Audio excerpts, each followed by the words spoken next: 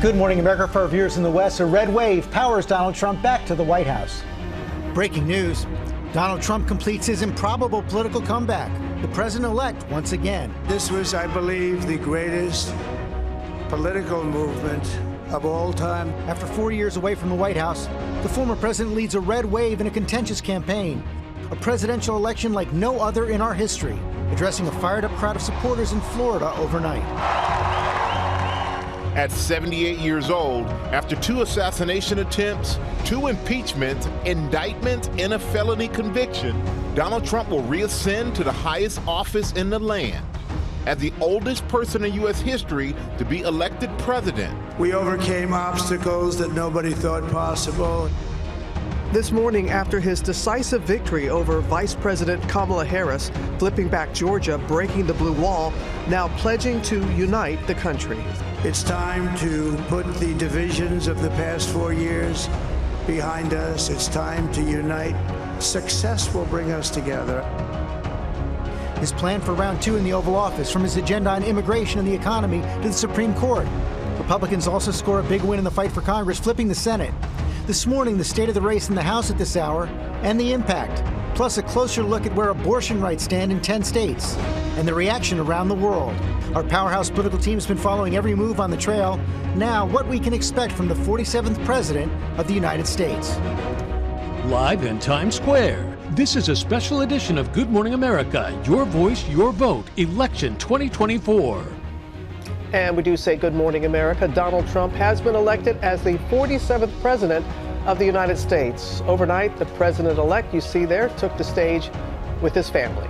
And take a look at the map. You see the big red wave.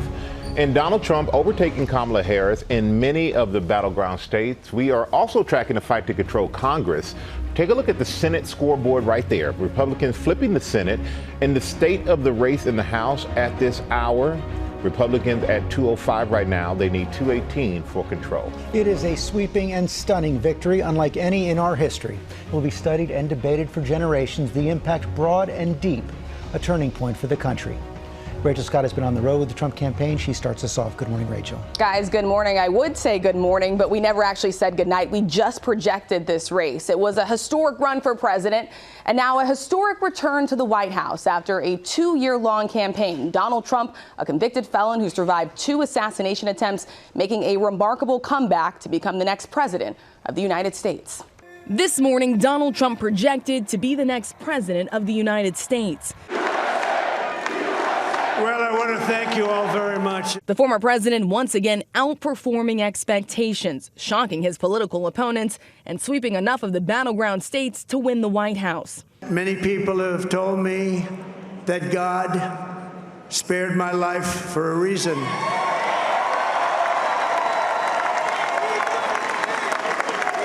And that reason was to save our country and to restore America to greatness.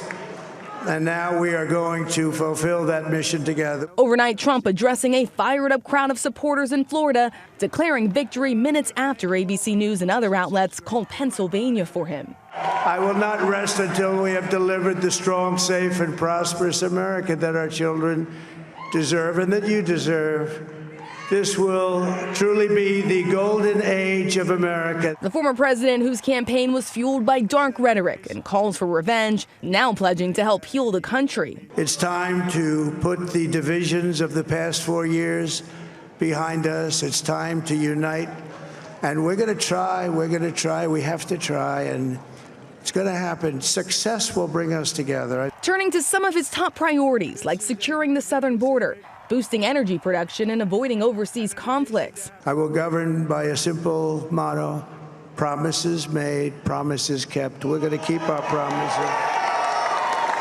Nothing will stop me from keeping my word to you, the people. The race ultimately coming down to 7 swing states. Trump may now sweep all of them. After 11 p.m., the first one was called for him. The former president later winning Georgia, then Pennsylvania, and clinching victory with a win in Wisconsin. In county after county across the country, improving on his margin of victory in past races. ABC News exit polling data showing Trump gained critical ground, particularly among young men in union households. But his most surprising surge among Hispanic voters. the best showing for a Republican presidential candidate in exit polls since 1976, up 13 points from 2020, although he still trailed Harris 53-45. We've built the biggest, the broadest, the most unified coalition. They've never seen anything like it in all of American history.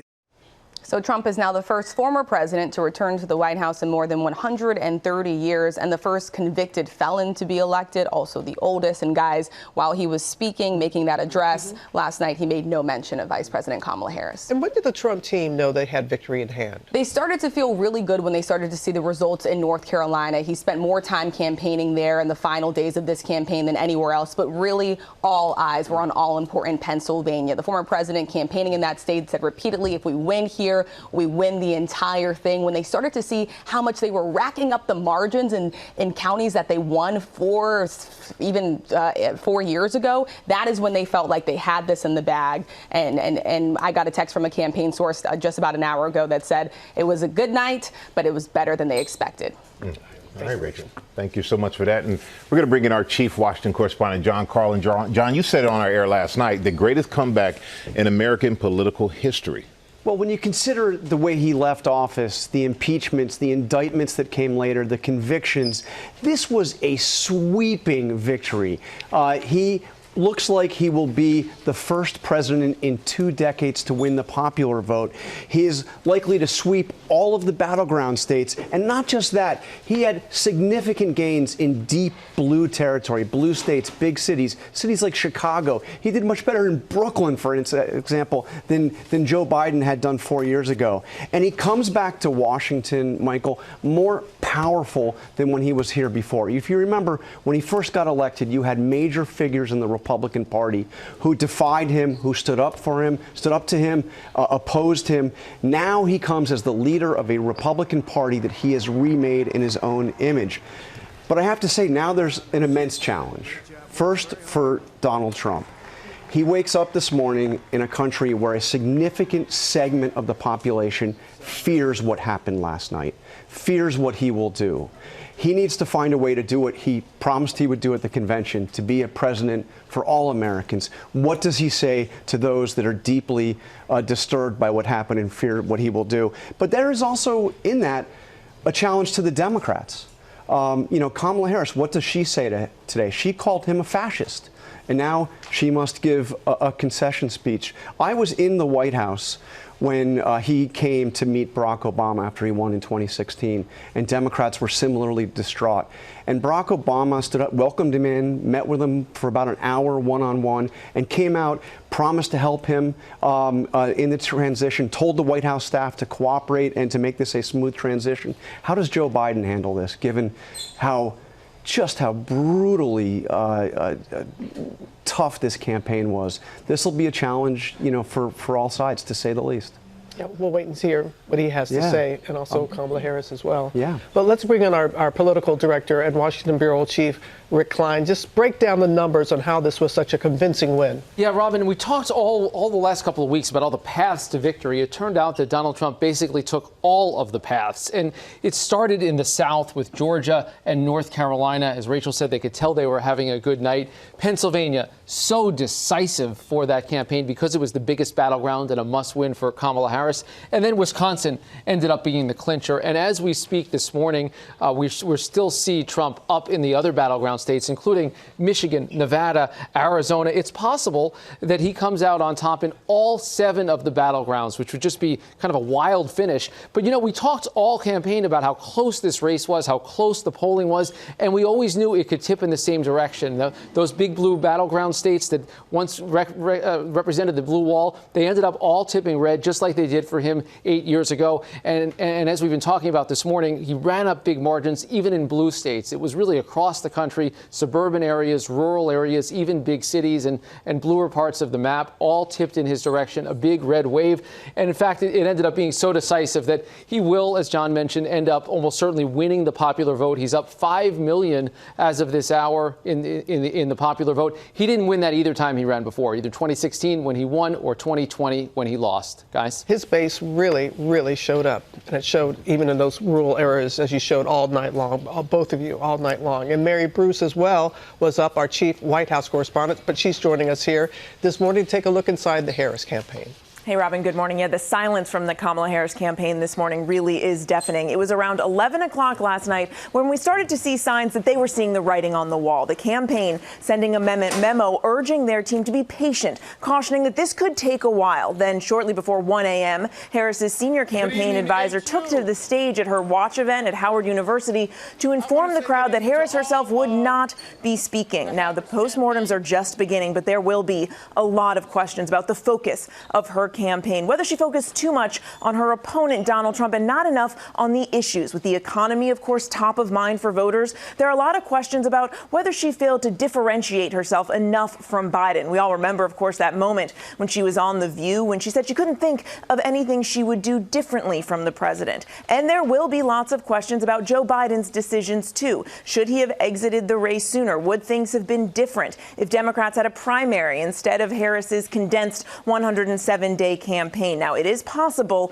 we may get a sense of what Harris thinks went wrong here when she finally addresses her supporters later today, George. Okay, Mary, thanks. Let's bring in our political experts, former DNC Chair Donna Brazile, former New Jersey Governor Chris Christie, former RNC Chair Trump White House Chief of Staff Reince Priebus. Reince, let me begin with you. This was even more sweeping than you predicted yesterday. What is the mandate now for Donald Trump? Well, I predicted he'd be over 300 electoral votes. I predicted he'd be 304 or 310. I'm not surprised by what happened. The mandate is massive because it was one of the biggest victories in modern political history, maybe one of the biggest political victories in our lifetime. The reason it was so massive was that he created a diverse blue-collar coalition in this country made up of Hispanic voters, black voters, Asian voters. It was across the board. And it wasn't just a ground game thing. The ground game was pretty good on the early vote, as we talked about. He came reasonably close in New Jersey, in Minnesota, in New Mexico. There was no ground game there. People heard what Donald Trump was preaching, and people in this country liked it. And they rejected the policies of Kamala Harris and Joe Biden, and there was no room for her in this debate. I mean, this was, and he's going to win the popular vote, perhaps. When you look at the breadth and depth of this victory, Donna Brazile, is there anything the Democrats could have done? Oh, George, my list is so long, I may have a whole new book out before the end of the day. Look, I thought it could be an electoral gumbo coalition where you repair that blue wall for good, but you expand the electorate. I thought she could expand with more young people. I thought with abortion on the ballot, freedom, democracy, that she could have a sweeping turnout operation. Look, for every 2 votes that they got out in cities, Donald Trump was getting 4 to 5 votes out in the rural areas and the suburbs.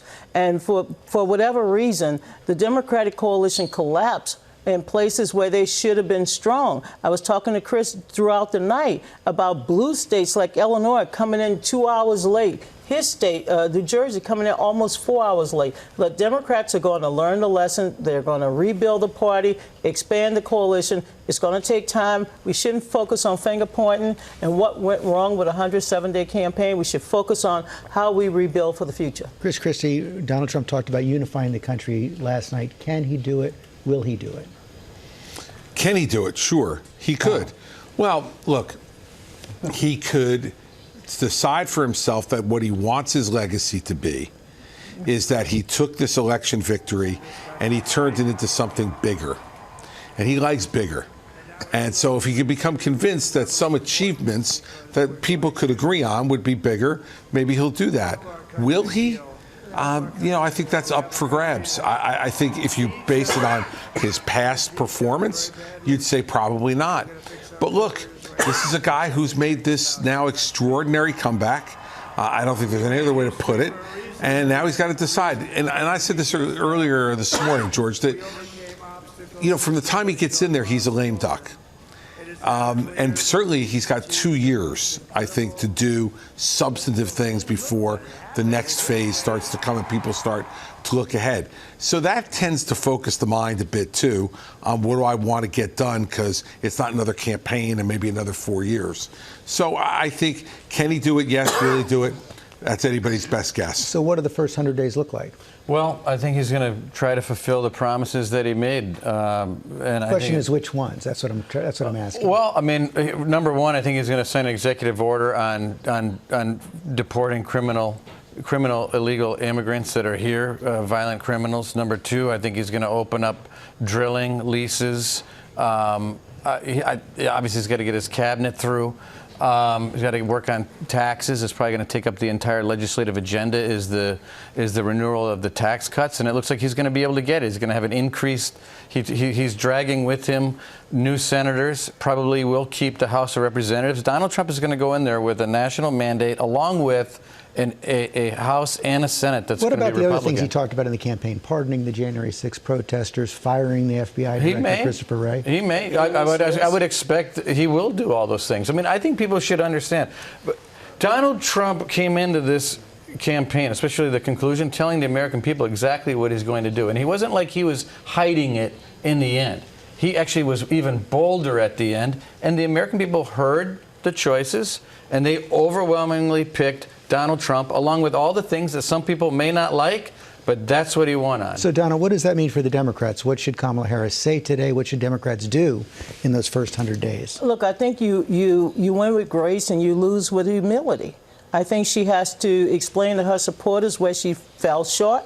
And she also has to, hopefully talk about the future where the president and vice president invite the president-elect to the White House, work on a transition. I mean, part of what the American people want is to see us work together. And I think that's something that she has to do today. I don't think she needs to go through recrimination and figure out who did what right and whatever. She needs to focus on the future, as she said during the campaign, and that involves transition with Donald Trump. Chris, let me end with you. If you were still advising Donald Trump, what is the first thing you would tell him to do on January 20th? First thing I'd tell him to do on January 20th is to make sure that he puts together the best group of people he could possibly put together to take full advantage of the mandate that the American people have now given him. That can evaporate very quickly if you're under scrutiny and criticism and people start to back away. So put the best group of people around him you can. And the last thing I'd say, George, is, we've been talking about democracy a lot in this campaign. Both sides threw it around a lot. This is democracy. Some people are going to be happy, some people are going to be unhappy, but democracy is what happened last night. And now what I think Donald Trump needs to do is get a great group of people around him to try to take full advantage of what he's been given. Much more on the consequences coming up in our next hour. Thank you all very much. We have a life-changing surprise for an inspiring young man who's a college football player who's now raising his younger siblings. You don't want to miss it. We'll be right back. Welcome back to GMA. In a sweeping and stunning victory, Donald Trump is heading back to the White House as the 47th president of the United States. Economy a top issue for so many voters. I want to bring in our chief business correspondent, Rebecca Jarvis. And Rebecca, the answer to Donald Trump campaign's question, are you better off than 4 years ago? Pretty clear from a majority of voters. 45% of them did not believe that was the case, George. Good morning. And the Dow now is set to open 1,200 points higher this morning. I've been speaking to a number of traders on Wall Street this morning, and what you're seeing reflected in stocks is relief that the election is over with a decisive, not a contested victory. We came into this election with the S&P 500 up 21%, the best election year for stocks since 1936. But when I talked to voters all over the country, it wasn't their 401ks or the strong jobs market that they were focusing on. When people talked about the economy as their top issue, what they meant was inflation, higher prices. Those hit people on the tightest budgets the very hardest, at the grocery store, in rents and childcare. The question now is what President-elect Trump will do about it, and will that move the dial? There's likely some combination of tax cuts and strict tariffs he will impose. And as we heard recently from one of Trump's biggest supporters, Elon Musk, the victory will deliver temporary hardship. guys. All right, Rebecca, our thanks to you. We're getting to some of the other top issues, the border and reproductive rights. Elizabeth Schulze is in the border state of Arizona. And Elizabeth, Arizona also just one of 10 states where abortion was on the ballot. Good morning to you. Hey, good morning, Robin. And in those 10 states where abortion was on the ballot, 7 of them, including here in Arizona, voters decided to expand abortion access. So propositions in Arizona, Colorado, Maryland, Montana, Missouri, Nevada, and New York passed with broad support. That means those state constitutions will be amended to enshrine the right to an abortion. This is especially notable in Missouri, where a total abortion ban will now be reversed. But in Florida, voters failed to meet a 60% vote threshold there to pass a similar measure, so the strict 6-week ban in that state will stay in place. Voters also keeping in place a total abortion ban in South Dakota and a 12-week ban in Nebraska. The bottom line, this is still a galvanizing issue for voters, but we are seeing that the winning streak of abortion rights on ballot initiatives that's been in place since the end of Roe v. Wade has now come to an end. Robin. And Elizabeth, what can you tell us about the immigration ballot measure that passed there in Arizona? And Robin, that proposition passed with the support of more than 60% of voters, according to the latest tally here in Arizona. What this will do is make it a state crime to cross into the U.S. without proper authorization. So state and local law enforcement in Arizona could arrest anyone who they suspect entered the U.S. illegally from Mexico. Judges would also be able to issue deportation orders. This proposition does mimic a similar law in Texas that is currently winding its way through the courts. Robin. We do remember that. All right, Elizabeth, thank you. Michael. All right, thank you, Robin. Let's bring in one of President-elect Donald Trump's senior advisors, Jason Miller. Mr. Miller, thank you for joining us this morning. And how is President-elect Donald Trump reacting this morning? Well, he was doing great a couple hours ago when I last spoke with him. I didn't want to call this morning in case he did want to sleep just a little bit. But after receiving such a massive victory last night, and keep in mind, we're on pace for 312 electoral votes, even bigger than his win in 2016, winning the popular vote, first time a Republican has done that in 2 decades, and really setting this mandate for change that he can fix the economy and secure the border. Michael, you look at the way that the president built this new coalition, winning upwards of a third of the votes from voters of color all the way across the country, with African American supporters, Latino American supporters, Arab American supporters. The message has been sent. People are sick and tired of the direction the economy is going. They want that border secured. And the great thing about President Trump coming back, he's already done it before. He knows how to get that economy going, how to bring prices down. So people are optimistic that it can be fixed right away. Well, we'll see if that's possible. But has he spoken with VP Harris yet? As of the last time I spoke with President Trump, they had not connected, but we'll see what happens today. But it is such a big, overwhelming victory last night, with the networks calling it, the Associated Press and others, that now the time is to look forward to putting together that transition team, and obviously as we head into the White House. And I think what President Trump said last night when he was up there on the stage was that he wants to heal the country. This is the time when we put aside the political divisions, we bring Democrats, Republicans, people who aren't necessarily even involved with politics together. That has to start at the top, and that's the message that President Trump sent, that he wants to bring the country together. Yeah, he did talk about unity, which we saw in his speech last night or early this morning. So what specifically will he do to reach out to voters who supported Vice President Harris? Yeah, well, number one is, you saw what he said last night, was that everybody is impacted by the economy. He is going to put more money back in the pockets of every single voter, whether they voted for him or not. He is going to make our streets safe, securing the border. We know that he's the one who can restore peace. We had no new wars under President Trump. That's the mindset. That's the approach. But even last night when President Trump was speaking, he spoke of a number of different names, people who are Democrats, people who weren't affiliated with politics in any way, shape, or form, that he can bring together. But that, again, that starts at the top. I think in this campaign, there was too much that was made about division and hatred towards other sides. And the reason why President Trump won and why he won so big, he told every voter what he was going to do for them, how he would improve their lives. Michael, in campaigns, you have to tell people what you're going to do for them. President Trump did that successfully. Well, he told everyone what he was going to do. He said he has an unprecedented and powerful mandate. So what will he do on day one?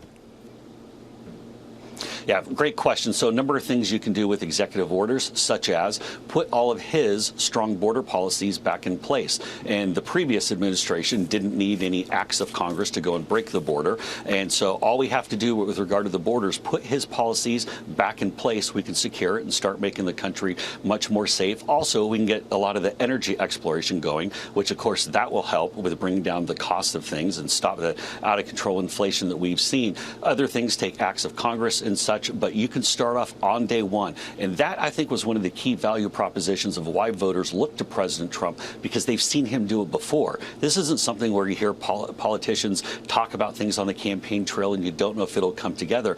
President Trump built the greatest economy we ever had. We had a secure border. He can put that back in place, and the voters know that he's already done it. And in terms of his incoming administration, last week, Robert F. Kennedy Jr., who's a vaccine skeptic, said that Trump has promised him control of the public health agency. So how much authority will the president give him? Well, it's far too early to talk about specific positions. The president has put together two great co-chairs of his transition effort, Howard Lutnick and Linda McMahon. They will put a number of options in front of the president, and the president ultimately will go and pick who he wants. Some may be Senate confirmed positions, some might be appointed positions, but he is going to put the best people in the positions to where he feels that they can bring that change. Michael, the country is going in the wrong direction. Upwards of 70%, I believe maybe even 72% of Americans say things are going in the wrong way. People want change, and you look at the diverse communities, the blue wall states, the Teamsters, the union workers, everybody who rejected the status quo and said, we want to go back to how we had it with President Trump. And that message is clearly sent. When you win the popular vote like that, you have a mandate for change, and that's exactly what President Trump will do. Well, it will definitely be a change. Jason Miller, thank you so much for joining us. We appreciate your time this morning. Thank you. All right, we'll be right back. Back now, we'll look at the fight for control of Congress. Rick Klein and Rachel Scott are back. Rick, let me begin with you. The Senate has gone red. House still up in the air, but they have some movement. Yeah, that's right. The Senate, the Democrats went into the night with a 51-49 advantage, and they left the night, as of this morning, +3 on the Republican side. Pickups in Ohio, West Virginia, and then just this morning, Montana going to the Republicans as well. And we've got 5 races that are still undecided. Very possible that 1, 2, 3, 4 of these end up landing on the Republican side. That will give Donald Trump a huge majority to work with to confirm his cabinet secretaries and Supreme Court picks. And the House? The House right now is 212 Republicans and counting. That's a pickup of a couple, but there's a few that they might give back. We're nowhere near counting, especially some districts in California. And as odd as it is for that red wave that we saw last night, it's actually still possible that the Democrats take control of the House if they get some flips out west. And Rachel, what do we think this means for the Trump agenda? We've asked that question to his advisors. What are you looking at? Yeah, this is going to give Donald Trump a very real chance to pass most of his agenda. So not only the cabinet picks, I want to read for you some of the things that Donald Trump has been promising on the campaign trail. Mass deportations, terminating every border policy of the Biden administration, tariffs on goods from overseas, repealing Biden's electric vehicle mandate, restoring a travel ban on certain countries. Also, additional aid for Ukraine, possibly even Israel, also going to be hanging in the balance as well, George. Scott Rick Klein, thanks very much. The court cases against Donald Trump, 4 ongoing criminal cases involving dozens of charges, also 3 civil cases. Senior investigative correspondent Aaron Katersky has been tracking them all. Good morning, Aaron. And good morning to you, George. Reclaiming the presidency, maybe Donald Trump's get-out-of-jail-free card. Trump has said he would fire special counsel Jack Smith within 2 seconds, erasing the 2 federal prosecutions he's brought, one over subverting the 2020 election, the other for retaining classified documents. Now, Smith could try to turn over the January 6th case to career prosecutors, maybe issue a report about his findings, but Trump, in all likelihood, would face no legal consequences. The classified documents case has already been dismissed. Now the special counsel's appeal to reinstate it would likely be withdrawn. Trump's criminal case in Georgia produced this iconic image of the campaign, his mugshot. Any trial now would have to wait until 2029. And Trump is scheduled to be sentenced here in New York later this month for falsifying business records. Even if that goes forward, it's hard to see how he faces any meaningful sentence now. And George, an appeals court in New York is considering whether Trump must pay a civil fraud judgment. So it's possible George Trump will begin his presidency owing nearly $500 million. Guys. Okay, Aaron, thanks very much, Michael. All right, we're going to have more now from our chief legal analyst, Dan Abrams, who is here with us this morning. Dan, if we just heard President-elect Trump convicted in hush money case, Scheduled to be sentenced on November 26th. And what happens now? Well, remember, his lawyers have been pushing to delay this, and it seems that was a pretty smart decision, because now you don't just have a criminal defendant, you have a president-elect who is going to be sentenced. And I do not see any way that this judge now sentences him to any kind of meaningful time. I don't see how he gives him any jail time at all. And one other point on Jack Smith, which is I would expect that Jack Smith is probably going to resign before he lets Donald Trump actually fire him. And we were alluding to also the 3 civil cases that he's appealing. What about those? That's a different game, right? Because that's about money. He can't now take back those judgments that were held against him. Very different than when you've got the government trying to take away someone's freedom, as you do in a criminal case, versus when you're trying to take away someone's money. The money judgments are going to remain, some of them from the government, some of them from a private plaintiff, and the appeals will continue, but he very well may still owe all of that money, even as president. All right, we'll see what happens there, Dan. Thanks so much, and we'll be right back. Good morning, America. It's 8 a.m. Donald Trump heads back to the White House, completing his improbable political comeback. The president-elect once again. I believe the greatest political movement of all time. The former president leads a red wave in a contentious campaign, a presidential election like no other in our history, addressing a fired-up crowd of supporters in Florida overnight. Melania Trump set to return to the White House as First Lady after appearing only a few times out on the trail and defending a woman's right to choose. On stage with her husband, celebrating his decisive victory over Vice President Kamala Harris, while Trump pledged to unite the country. It's time to put the divisions of the past 4 years behind us. It's time to unite. Success will bring us together. This morning, Donald Trump's plans for his second time in the Oval Office, from his agenda on immigration and the economy, plus a closer look at where abortion rights stand in 10 states, and the reaction around the world. Our powerhouse political team has been following every move on the trail, and now what we can expect from the 47th President of the United States. As we say, good morning, America. Live in Times Square, this is a special edition of Good Morning America, Your Voice, Your Vote, Election 2024. And we do say good morning, America. President-elect Donald Trump took the stage with his family overnight, promising to unify the country. Donald Trump overtaking Kamala Harris and many of the battleground states in the big red wave taking over much of the country. A sweeping and stunning victory unlike any in our history. Whit Johnson is in West Palm Beach with the Trump campaign. Good morning, Whit. Hey, George, good morning to you. 2 impeachments, 2 assassination attempts, criminal convictions, and a comeback for the ages. Overnight, Trump celebrating what he called the most unified coalition, a new wave of support that will carry him back to the White House. This morning, Donald Trump set to return to the White House, elected the 47th President of the United States in a historic political comeback. Well, I want to thank you all very much. Overnight, the new president-elect addressing a fired-up crowd of supporters in Florida. I will not rest until we have delivered the strong, safe, and prosperous America that our children deserve and that you deserve. This will truly be the golden age of America. Throughout the campaign, Trump faced criticism for his dark rhetoric and calls for retribution, now pledging to help heal the country. It's time to put the divisions of the past 4 years behind us. It's time to unite.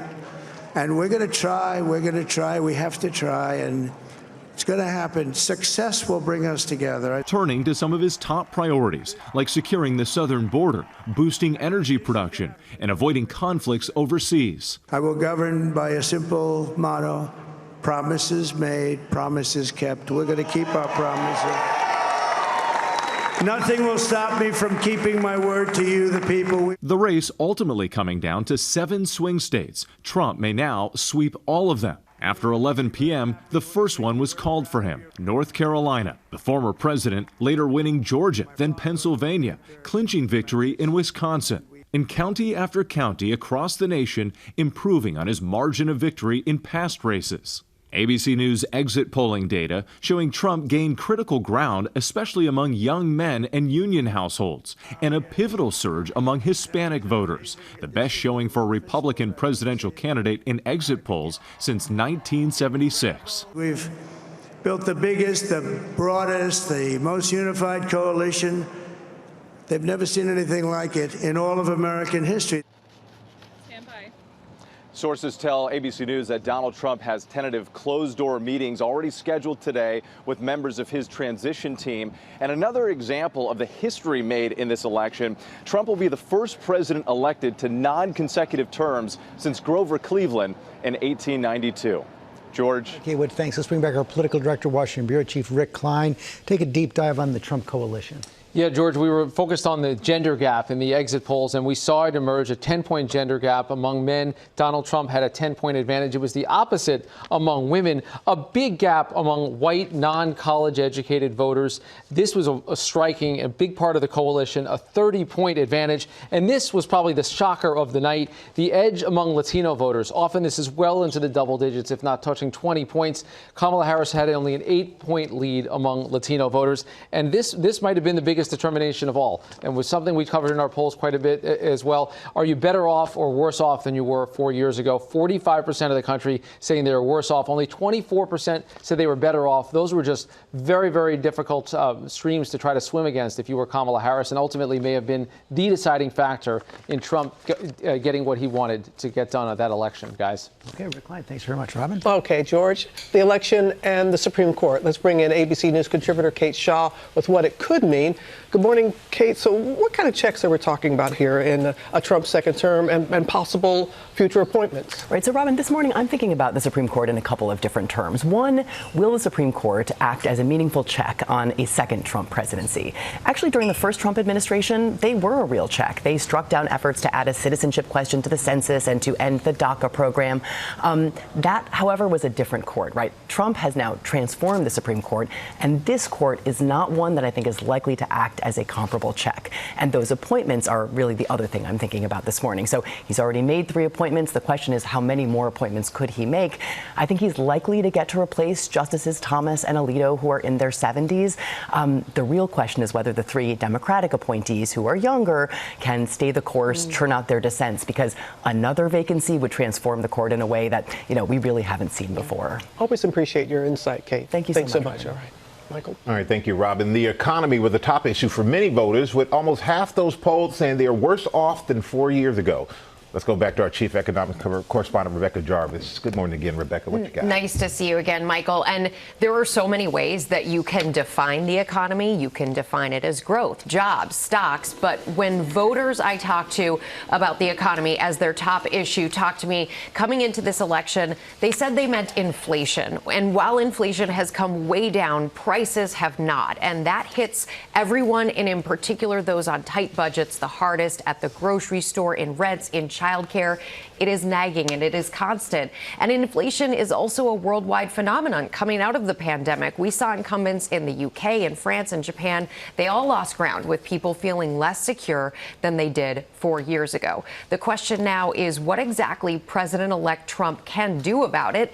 Economists say he's not likely to move the dial substantially, at least for a year. And it is a very different time than when Trump first came to office. Back then, inflation in the run-up to the 2016 election was flat, and in some months prices were even trending lower. What you see this morning out of the stock market is a lot of cheering. Stocks are pointing higher, and that's because there is a decisive victory here. The biggest fear on Wall Street coming into this election was that it would be a contested election, long drawn out, and real questions about who actually won. But that was not the case. Not the case. All right, Rebecca, thank you. Another top issue, reproductive rights, abortion on the ballot in 10 states. Let's go back to Elizabeth Schulze in Phoenix with how those initiatives fared. Good morning again, Elizabeth. Good morning again, Robin. And this is a win for abortion rights advocates here in Arizona. It's one of 7 states, including Colorado, Maryland, Montana, Missouri, Nevada, and New York, where voters directly decided to amend their state constitutions to enshrine the right to an abortion. Similar initiatives in 3 other states, Florida, South Dakota, and Nebraska, failed, leaving in place their total or strict abortion bans in those states. So when you look at the exit polling data, 19% of women say that abortion is the most important issue to them. That number goes up to 42% among women under the age of 30. Up until now, every time that abortion had been on the ballot since the end of Roe v. Wade, the abortion rights position had won. This is clearly still a galvanizing issue, but we might be sealing a ceiling to some of that support. Robin. We will see that. And Elizabeth, I know you've been up all night long. Thank you so much for being with us this morning. Appreciate you as always. And then top leaders around the world reacting to the election results. Let's go to our chief foreign correspondent, Ian Pannell. Good morning to you, Ian. Yeah, good morning, Robin. I think presidents and prime ministers have been tripping over themselves this morning to try and send congratulations to Donald Trump. But here in Europe, I think leaders are bracing for what another Trump term could mean after threats to end military aid to Ukraine and withdraw US support for NATO allies who don't spend enough on defense. Trump has repeatedly said that he'd end the war in Ukraine within 24 hours if he's re-elected. President Zelensky appealing to Trump today to maintain support. Kremlin spokesman Dmitry Peskov saying he's not aware of Putin plans to congratulate Trump, calling the US an unfriendly country. I think China also is going to have concerns after threats on tariffs and the dangers of a trade war. Parts of South America and Mexico too are going to have cause to worry about Trump's threats about migration and also about tariffs. The City of Love, however, bucking the trend with the mayor of Paris writing, "This is bad news for the world, democracies, Europe, climate, women and Ukraine." But there have, of course, been genuine well-wishers. Israeli leader Netanyahu celebrating what he calls a huge victory and a new beginning. And Hungary's Viktor Orban calling this the greatest comeback in US political history. Guys. So mixed reaction abroad there. All right, Ian, thank you. Coming up in our GMA Morning Menu, more on Trump's unprecedented comeback. Also had Melania Trump, what her return to the White House could look like and what her agenda might be in a second Trump term. Plus, we cannot wait to introduce you to an inspiring young man, a college football player who is now raising his younger sibling. We have a life-changing surprise for them that you do not want to miss. And Lara's with a special guest. Hey, Lara. Michael, hi, I'm with Dan Pashman. He is cooking $20 dinners. He's taken the challenge. We're doing it. How to make a delicious meal for a family of 4 on a massive budget. And Tori's here with holiday deals and steals. You do not want to miss these. It's all coming up on Good Morning America. Yeah, come on.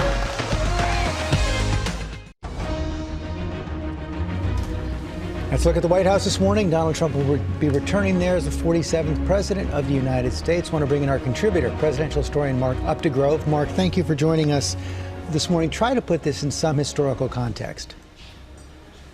I'm not sure you can, George. This is, without question, it's been mentioned several times, the greatest political comeback in American political history. It's that simple. You can compare it to Grover Cleveland, who had non-consecutive presidential terms too. He was the 22nd and 24th president. But Donald Trump had to overcome 2 impeachments, a re-election loss in 2020 to Joe Biden, a failed insurrection attempt, 34 convictions on felony counts. That is remarkable. And yet, he survived and won this election. There is that emblematic picture of Donald Trump after the assassination attempt in Butler, Pennsylvania, and he's raising his fist defiantly. That is a symbol of Donald Trump's political career and of this campaign, George.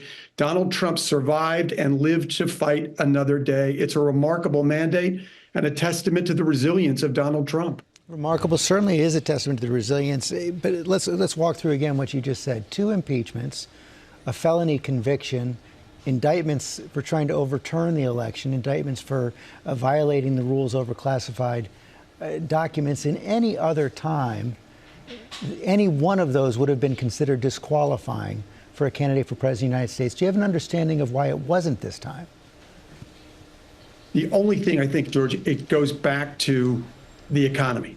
There was these kitchen table issues that ran deep in America. There were 2 campaigns that this echoed. One was Ronald Reagan in 1980 when he beat Jimmy Carter, the incumbent president at the time, by asking Americans, are you better off today than you were 4 years ago. Overwhelmingly, Americans felt that they weren't. And Ronald Reagan was elected in a virtual landslide at the time. And then in 1992, a campaign you're very familiar with, Bill Clinton, who beat the incumbent George H.W. Bush, his political advisor, James Carville, urging him to say, it's the economy, stupid. You have to sound a message about the economy. At the end of the day, despite the character flaws, the marked character flaws of Donald Trump, the Americans were thinking about kitchen table issues. And while Donald Trump has an inability often to tell the truth to so many Americans is the price of eggs and the price of gas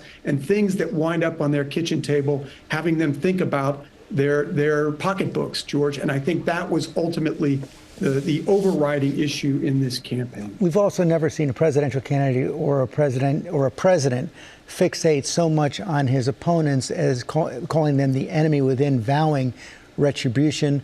What do you think that means for a second Trump term? Well, we heard Trump last night, George, talk about needing to bring the country together, needing to unite the country. He has the mandate to do that. And he spoke the right words. But as you suggested, throughout the campaign, he talked about the vengeance that he would bring, the wrath that he would bring to the presidency if he were to become president. Again, we saw in his first term that Donald Trump was incapable of being a uniter. He was a divider. He was naturally discordant and chaotic. So we'll see if he makes good on that promise. As he said, he wants to make good on his promises. He promised to unite Americans.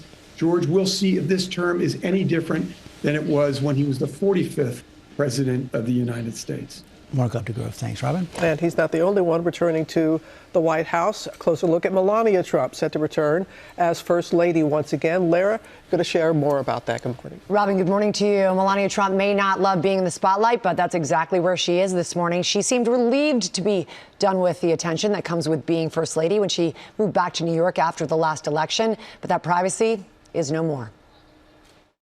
We first sat down with Melania Trump in 2015, shortly after her husband announced he would be running for president. I encourage him, and I encourage him because I know what he will do and what he can do for America. He loves the American people and he wants to help them. Born in a small railway town in Slovenia, she studied architecture. Fluent in 5 languages, modeling would become Melania's career. That's how she met Donald Trump in 1998. 7 years later, the couple married at Mar-a-Lago. They would go on to have a son, Barron. She would stay largely out of the spotlight until her husband's political aspirations dictated the course of the family's history. Melania was also forced to defend her husband after comments he made about grabbing women were leaked. They were kind of a boy talk, and he was lead on, like egg on, from the host to say dirty and bad stuff. Once in the White House, she launched her signature initiative, the Be Best campaign to combat bullying. I could say I'm the most bullied person on the world, one of them. Sticking to her message when asked about any connection between her campaign for kindness and her husband's sometimes aggressive online rhetoric. I don't agree always what he posts, but his action is his action, and I tell him that. I know I will be hit with criticism to talking about cyberbullying, but it will not stop me to do what is right. Mrs. Trump was dealt a blow when her longtime aide, Stephanie Winston Wolkoff, secretly recorded their conversations, later penning a tell-all book. In the years between President Trump's time in office, Mrs. Trump moved back to that quiet life she seemed to cherish in New York City, staying out of the public eye. As the 2024 campaign got underway, she appeared only a few times on the campaign trail. Let us start together with a shared vision that builds on American greatness. But she made headlines after publishing her memoir and defended a woman's right to choose. What does my body, my choice really mean? A position at odds with her husband's viewpoint at that time. Last night, Melania was by her husband's side along with their son, Barron. She also took to social media to share this photo of Barron casting his vote, writing, "Voted for the first time for his dad." And Barron, I heard, he's really tech savvy, and he was really encouraging his father for those podcasts that were very male oriented. It was really in his father's ear about that, and it really paid off. I wonder if we'll see more of him in the days to come. We'll see. All right, and joining us now is associate editor at the Washington Post and author of The Art of Her Deal, the untold story of Melania Trump, Mary Jordan. Ms. Jordan, thank you for joining us. And this will be Melania's second term as First Lady, but she remains a bit of a mystery to the American people. What will her role be throughout Donald Trump's second term? I think it'll be a little different than the first time because remember, the Trumps, Melania and Donald, were shocked when they won in 2016. This time, they were expecting it. And this time, Melania, she's no longer a newbie on this. She's getting more assertive and confident. On the other hand, we're not going to be seeing her as we see Jill Biden and other first ladies because Melania is as unconventional as her husband is. And she just will disappear when she wants to and come out when she wants to. And speaking of something that could be unconventional, there is some talk that she may choose to not have the White House be her primary residence. Is that a real possibility? I think there's a mistaken notion that she really hated being First Lady. She really did like a lot of it. She loved meeting foreign leaders. It's just that she wants to do what she wants to do. She has told people, look, I'm not the one elected. So if she wants to go down to Mar-a-Lago and hang out by herself for 2 weeks, she'll do that. But she's going to be in the White House. She loves a lot of the pomp and circumstance of it. All right. Thank you so much for joining us. We appreciate your time. Thanks. And tomorrow here on GMA, we're going to show you how to save on your holiday shopping with Cashback Day. Let's go to Lara. That's always a good day. Thank you, George. But first, we've got Tori Johnson. She's got deals and steals for us. With the holidays just around the corner, we have some great products for decorating and for entertaining. Good morning, my Tori. Hello. You ready to do it? Should we start with the tree? Yeah. So Let's this do it. is King of Christmas. These are phenomenal because you get the look of real with that is a flocked tree. You could choose flocked or the unflocked one. The flocked, though, gives that little nice dusting of fresh powdered snow. Looks so gorgeous. These are so easy to assemble. You do them quickly, then they fold up easily for storage for next year. We also have the flocked wreaths. We've got some flocked garland. Really nice variety of options. Pre-lit too, right? The pre-lit on the garland. All of these half price plus free shipping. Yep. Let's free do it. Shipping. This is one of my favorites. I said I was going to order them last year. I am doing it this year. You're doing it this year. Yep. Okay, so this is Holly Ball. You might remember them also from Shark Tank. This is the inflatable ornament that has this like glass-like look, and that's what makes them different and better from a lot of the knockoffs that are out there. You get this like really beautiful look on them. Yeah, they look like genuine ornaments. Yeah, they look like they're designed to look like glass. They bounce. To kind of simulate that look. What's fabulous about these is you can use them indoors or out. You can hang them, stake them, float them. You can even plop them in the pool if you want that look. We've got 3 different sizes from the sets of minis all the way to the mega size here. These are they just add cheer. Everyone smiles when they see these. You're in. Plus, today's a good day to get them because 50 to 54% off for our deal. I love that. And these stockings are so adorable. These are really fun. These are making their GMA Deals debut. It's the original standing stocking. Oh, they stand? They stand. Oh, these are so what cute. I love is that it comes super flat like this with the rods to help it stand. Plus, this is the foot that gives it stability. No more ruining your mantle. You're no more ruining your mantle. Just stand them on yes, it. You don't need any kind of nails, hooks, or anything on the mantle, then worrying that it's going to fall down. And there's lots of good space for the so much space stuff. for the goodies. So you can either use them just as decor, just like this, a fireplace. You can flank an entryway, a staircase. I'm definitely put them next to somebody's bedside. But then the fun part is stuffing them with all the lots of space. Good treats. There's so much space in them. We've got a huge variety. I think more than 10 different options. And again, they fold up nicely for storage at the end of the season to pull them out for next year. These are all 50% off, starting at $45. Kate and Duff really coming your fun. way. All right, tell me about they're not these. watching, so I know. they get a little They're in surprise. class. I Okay. hope. Flatties. So these are really cool candles. They arrive just like this. Oh, it looks super like a flat. cell phone. Yep. Yeah, you can put that even in an envelope to be able to mail it. So And then cute. it comes with this steel base on the inside. Look who I got right here. Oh, corgi no. dog. Little corgi dog there. These are fabulous because they've got the twin wicks that are going to burn easily, as you see from our example there. Scentless, no dripping, also no smoke Oh my from gosh, these, I which I love also those. like. They just add a little bit of ambiance. Yeah, and they're I think great. they're also a really fun stocking stuffer, a gift to plop into a card for somebody. Really cute along a table. So pretty along a table. So they're really nice decor. We've got all of their new holiday patterns. $9 with our deal.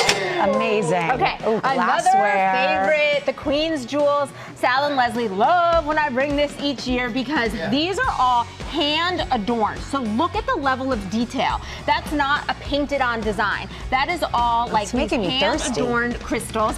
So we've got the stemmed and the stemless options. Look at how beautiful this cardinal's gorgeous. But I've got Hanukkah options, holiday options, they're Christmas great, Tori. options. This cardinal is so my beautiful. favorite. It's With same so time. pretty. And then we've got their limited edition picks. All these are beautiful. The whole set, again, the hand adorned Really picks. great. These are fabulous. All slash and half today. The prices start at $15. Oh, come on. This is a really fun, woman-owned, fabulous company. They take so much Really pride special. in their designs. And then And then here's what finally, goes in those. cork pops. Okay, I'll hold the bottle. You just press that on top. I just press it. Put your hand around Oh, here. okay, you said press No, it. but either And way, then press. and lift. Press and lift. There you go. There you go. You surprised even yourself. It's the easiest way to open a bottle of wine. No pulling, tugging. You like it, right? That's like it's kind of addictive to be able to do that. It does it so simply for you. It's that one cartridge works on about And then 60 how do you to get it 80 out to, bottles. I'll show you how you get that out after. It's got a sharp needle, so you want to be careful removing that Not cord. for TV. Not for TV. We've got all of their wine accessories all slashed in half. Wow, you So really fun. nailed it, as The you openers, always do. great hostess Really gift. fun. All right, thank you, Tori. Thank you to the companies that gave us these great deals. You can get them and some bonus deals on our website, goodmorningamerica.com. I love those ornaments. Okay, everybody, coming up, a very special surprise for an inspiring family on Good Morning America. Welcome back, everybody. And we have a truly extraordinary college football player with us here today. Academics and athletics are hard enough, but after losing his mom, Armorion Smith, well, he took on the responsibility of being a legal guardian for his 4 siblings. And here is his story. Michigan State defensive back Armorion Smith embodies strength on and off the field. The 21-year-old criminal justice major and his 5 younger siblings lost their mother to breast cancer less than 3 months ago. My mom was very strong, very hardworking. She stood on morals, principles. She was my protector. She was an amazing woman. Fulfilling the promise he made to his mother, Gayla, before she passed away, Smith has become legal guardian to his 4 youngest siblings, 16-year-old Armand, 15-year-old Yvonne, 11-year-old Ariel, and 3-year-old Amira. If I don't step up, who can they turn to? I'm just happy we all together. Just the biggest thing. I'm gonna be their protector. While he manages 12-hour days on campus, 19-year-old sister Aleon helps at home. He's a good man. He's doing right by us. And I've gained a lot of respect for him because he stepped up and did something that none of our fathers could. No tap. No tap. The family, relying on donations from a GoFundMe to pay the bills and get them around without a car. While losing their mother hasn't been easy, they all agree Armorion has stepped up when they needed him most. No matter what I do, he always trying to make sure I'm going in the right direction always. Whether it's advice for the classroom or the football field. Taught me everything, how to tackle, how to run the ball, all that. I always looked at Maury as a role model too, because he went to college, I was gonna go to college too. He taught me how to do math. I'm good at it now, real good. And creating happy memories for the youngest. He says it's their mother's voice encouraging him to keep going. She's still here in spirit. All the blessings we've been having is this, like all the stuff she ever wanted. She just working miracles. Armorion is here with his brother Armand, and we know your siblings. They're all at home. They're all watching, so let's wave to them. Hello, siblings. Hey, yes, hello, everybody. Miss you guys so much. Most definitely. Yeah, all of you have such an incredible bond, especially after such a hard year. And I got to say, it's so inspiring for us to see this. And this is your first time in New York City. So what do you think? We came down here. You said this reminds you of being at your grandmother's house, except for now you're actually on that TV that you used to watch. Yeah, you know, waking up early mornings on the weekend or whatnot, weekdays, you know. Just, you know, Good Morning America, my grandma watched the news, so, you know, it just automatically pops up on her TV, you know, and then, like, being able to be here and all, it's just different, man. It's a blessing, you know, like, very exciting. Well, we're blessed to have you here with us. And we want to celebrate the love and the bond that you and your siblings you have with each other. So we got a little surprise for you. We have some friends at CashApp, and they wanted to help set up you guys for the future. So they are giving you a check for $40,000. Thank you so much, Is that going to help you guys? Yeah, most definitely, man. This is a blessing. I want to thank CashApp for, you know, donating us to us. You know, everything helps. You know, it takes a village. So thank you so much. But you know, we also know the first time being in New York, you're really excited. And we're excited for the two of you. We're excited for your siblings who are at home watching. So we have another surprise for you because we know there's so much going on. There's so much stress, so much everything. So our friends at Disneyland Resort, they saw your story and they wanted to give you a vacation to Disneyland. Are you serious? I'm serious about that. You're going to stay at a Disney Resort hotel. You're going to get to experience Disneyland Park, Disney California Adventure, and you can ride the new Tiana's Bayou Adventure. That's the new ride there. You get a chance to watch that, which is opening next week. All right, so just in time for you. And you just got your driver's license, I heard. Yeah. That's pretty good. Because how do you get around right now? You know, it's kind of hard, but like not really. You know, I pay for Ubers a lot. I'm trying to cut back on that, you know, because it's taking a lot of my money. And then I can imagine that. You know, I try to, you know, I got teammates or whatnot, you know, that look out for me. So, yeah. You got some good support there. Yeah, definitely a lot of support there. You know, there's people that's around, like, you know, in the Spartan community that helps out as well, you know. So, yeah, shout out to everybody that's been helping, you know. It's a blessing, you know. Thank you so much. Well, you're on GMA, right? Reminds you of growing up with your grandmother and all this stuff. And I got something else. Come on, man. Come on with me. Oh, I'm following you. Come on, follow me. Okay. Follow me. Let's go. We're going to go outside for a second because, oh, man, we know you spend so much on Ubers that we got one last surprise for you. Our friends, right? We reached out to our friends, our Detroit GMC dealers. And they decided that they wanted to give you this GMC Acadia. That's yours, my friend. That's yours, man. Get your family around. Thank you so much, man. This is crazy, bro. Like, what, man? Go, you can get in it. Go ahead and get in it, man. This is yours. What? Oh. Yes. Come on, hey, go your shotgun. Your shotgun. What? So how you feeling, man? Man, there's not enough words in the world to explain. Like, I don't know. Like, I'm just feeling I feel love, man. Like, this is ridiculous, man. Well, we saw your story. You say you feel the love. We see the love that you show to your siblings and to everybody every day. Sure. So you're an inspiration to all of us. All of you are. You and your whole family. I know your siblings are watching. So we just wanted to help you guys as much as we can. And thank you to Disneyland, CashApp, and GMC. We were able to do that. Thank you guys so much, man. Like, this is a blessing, man. Like, I wonder what my mom would be doing right now for this moment. Like, well, we know your mom's proud of you. As you said in that piece, your mom is always with you. Most definitely. All right, and we're behind you, 100% of the way, man. All right.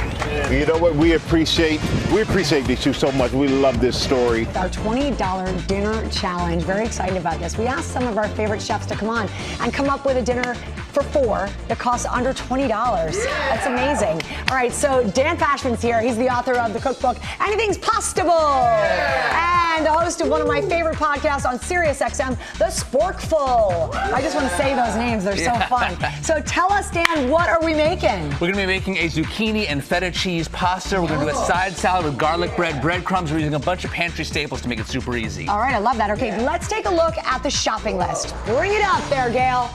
So there's okay, we got zucchini, fusilli, lemon, feta cheese, romaine, chicken breast. 1937, Yes, you made it. I did it. With All right. a little spare change, That's I right. might add. Yeah. All right, so what makes this a great option? Why is this such an affordable meal? Well, first of all, we're using a lot of pantry staples, stuff people already have in their home. So you got breadcrumbs, you got garlic powder, you got butter and olive oil. These are things that everybody already has. Right. And so that's going to bring Use down your them. cost. And my cookbook's all about non-traditional pasta dishes, and this is one of them. And pasta's a great staple that isn't too expensive and feeds a lot of people. And people are really digging feta in pasta. That's right. And A little it's a great tangy, it's sneaky creamy, way. it's so good. It's protein, Yeah, which yeah. is so, all Yeah, the rage these that's days. right. All right, so let's start with our main course, which is that zucchini pasta. That's right. So we're going to make a garlic bread pangrattato. That's seasoned toasted breadcrumbs. Okay. It's very common in Italy. It adds texture and flavor, whatever you sprinkle it on. And you're taking something in your pantry and you're making it taste gourmet by what you do right here, which is really easy. Trust me. That's exactly right, Laura. And what we're doing here is these breadcrumbs are going to taste just like the garlic bread you love from the red sauce joint. Are they going to have that fresh garlic and garlic powder? We're going to toast it up. It's going to get toasty and delicious. And we'll tell you how much of the garlic. Don't worry we got the about recipe it. online and in my cookbook. But this we're going to use this in both the salad and the entree. All right, wait till you see how this works. So you're not going to have that. It's not going Right. to be too bready. The zucchini can be tricky because it can go wrong. What's your secret for cooking zucchini? Yeah, so first of all, it's inspired by a dish in Italy called spaghetti alla Nerano. Very popular. I love it. I know You know that one? I All right, know that. that. Yes. So we're going to fry up the zucchini till This it gets is nice and such a golden good brown. dish. Yeah, it's so good. It gets a great flavor. And then what you want to do is take about a third of that zucchini out and you're going to put it into a blender. So this is another way that we're thickening the sauce, we're flavoring the sauce while using the zucchini in two ways. It smells so All right, good, we're going to Dan. add some lemon juice in here. You want to throw in the butter for me? Or I'll do that. That's lemon That's zest. much safer. Oh, I'll do the that. butter. You can there see we go. this is going really well. All right, Very smooth. All right, so when you do all that, it comes out looking like this. Exactly, right. Nice, thick. And this is also a great way to sneak zucchini into your sauce. Get it past your kids. The zucchini is in the sauce. We're going to dump it in here. All right. It's full of flavor. It's got that lemoniness. It's bright. It's acidic, but it's also rich and creamy. And speaking of protein and filling your family up, we've got some chicken in here for protein. That's right. You cook the chicken separately. You add that in, and what that's going to do is going to add protein. It's going to add flavor. I mean, you could feed a lot of people with this dish. This is actually looking very possible for tonight's entree. That's right. And when you puree the zucchini, it makes the sauce richer. It feels decadent, but it actually has very little butter, very little. There's no cream. It's going to feel like a cream sauce without cream. I don't know why I thought it was a red sauce, but clearly it's not. Right. Well, my cookbook's all about non-traditional pasta sauces. We all fall into that red sauce Yeah, rut. we sure do. All right, but there's so much more you can and should be putting on pasta. Yep, I agree. And you like fusilli? Why? Well, because first of all, it's fun. This is fusilli lunghi bucati. This is a special shape, but there's a lot of great shapes out there. Regular fusilli works too. It holds a ton of sauce inside that spiral. It stays on your fork, and it's fun to sink your teeth into. All right, I love it. So anything else we need to know about the pasta before we move on to the salad? I mean, look, it's going to come together super easy. It's got a ton of flavor. To me, it's about the balance between the creaminess of the butter and the tanginess of the feta cheese, and then the lemon juice and all those things together. It's just firing on all cylinders. I do have one quick question. Yeah. With the zucchini, so we've cooked it, then we've pureed some, we put it back in. Can you overdo it with the simmer? On the zucchini? You don't want to burn it. You got to keep an eye out. You follow the recipe. The recipe will hold your hand. You're going to be fine. All right. But you reserve some of that golden brown fried zucchini. You put it on top to add some color. Yeah. Pop of color. It looks beautiful. And a different texture. Yeah. And then let's get down here. Because we have about 35 seconds, and I want to show everybody the salad because it's delish. So this is a very basic lemon vinaigrette, lemon juice, olive oil, salt, pepper, whisk it together. But here's my big move, Laura, and I want to make a big point here. I got a hot take for you. Okay. Breadcrumbs are better than croutons. They are. All right, they really are. You try to stab a crouton on a fork. It shatters. You can't do it. And okay. this is just. Then it dominates the bite. But when you sprinkle breadcrumbs on top, really the good. dressing makes them stick to the lettuce. They are infused throughout the bite. You get good flavor. You get texture everywhere. All right. And then on the salad, it's just those three ingredients. That's right. And the breadcrumbs stick on there nicely. And then you sprinkle that on the pasta as well, which adds crisp and textures. You get the chewy pasta. You get the crispy breadcrumbs. You sprinkle some feta cheese on top. You get that tang. It's got it all. Dan, you nailed it. And for $19.37, we're feeding a family of 4. I'm doing it tonight. Thank you, Dan Pashman. I'll be there. Guys, you can get this recipe. You're invited. You can get these recipes on GoodMorningAmerica.com and Dan's cookbook. It's fantastic. It's called Anything's Pastable. It's out now. We'll be right back on Good Morning America. That was fun. I'm going to eat. All right, do it. We certainly appreciate you sharing a portion of your Wednesday morning with us. And we hope you have a good day.